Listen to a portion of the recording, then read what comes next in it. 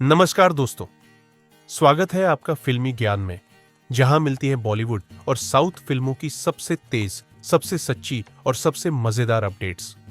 आज की कहानी सिर्फ खबर नहीं, एक इमोशन है, क्योंकि बात हो रही है हेरा फेरी 3 की, एक ऐसी फिल्म जिसका इंतजार हर फिल्म प्रेमी सालों से कर रहा है। तो बिना किसी देरी के शुरू करते हैं आज का फिल्मी ज्ञान। क्या हेरा फेरी 3 अब कभी नहीं बनेगी?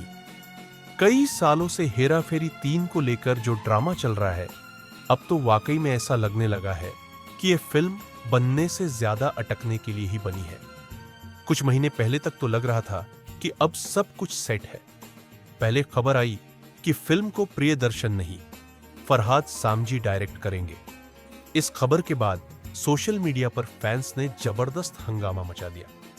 हर कोई यही कह रहा था कि फरहाद नहीं, हमें पुराना टच चाहिए। शायद उसी प्रेशर का असर था कि फरहाद सामजी को हटाकर प्रियदर्शन को वापस लाया गया। फिर दूसरी खबर आई कि फिल्म में अक्षय कुमार की जगह कार्तिक आर्यन को लिया जा रहा है। यह सुनते ही जैसे फैंस का दिल टूट गया। लेकिन फिर एक बार फिर सोशल मीडिया की ताकत ने काम किया और अक्षय कुमार की वापसी हुई। इसके बाद एक उम्मीद जगी। मेकर्स ने एक लिंक्ड प्रोमो शूट भी कर लिया था और सुनील शेट्टी ने भी कहा कि आईपीएल के खत्म होते ही यह प्रोमो हम सबके सामने आएगा। यानी सब कुछ पटरी पर था। लेकिन तभी एक और झटका।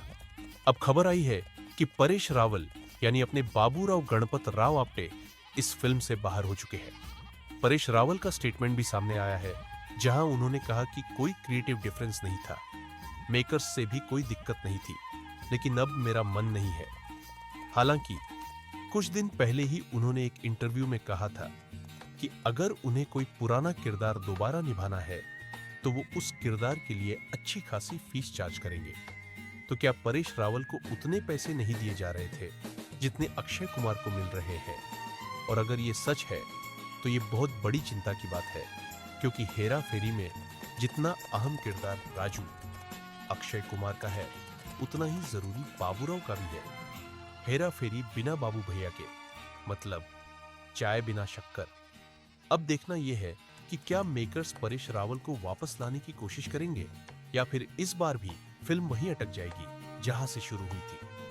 अब बढ़ते हैं दूसरी बड़ी अपडेट की तरफ। डॉन 3। रणवीर सिंह की डॉन 3 में अब विलेन के तौर पर दिखेंगे विक्रांत मैसी।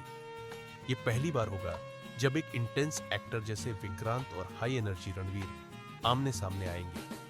दिलचस्प बात यह होगी कि इस बार डॉन के सामने एक ऐसा विलेन खड़ा है जो दिमाग, इमोशन और स्टाइल तीनों में परफेक्ट बैलेंस रखता है। अब देखना होगा कि ये टक्कर कितनी भारी पड़ती है। तीसरी और सबसे पौराणिक अपडेट है रामायण।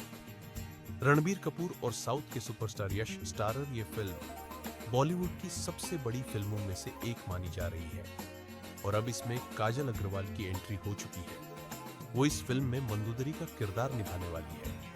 अगर आप नहीं जानते तो मंदोदरी रावण की पत्नी थी, एक ऐसी स्त्री जो सुंदरता, बुद्धिमानी और नैतिकता का संगम थी। यानी फिल्म में उनका किरदार सिर्फ साइड रोल नहीं होगा, बल्कि काफी पावरफुल और इमोशनल होगा।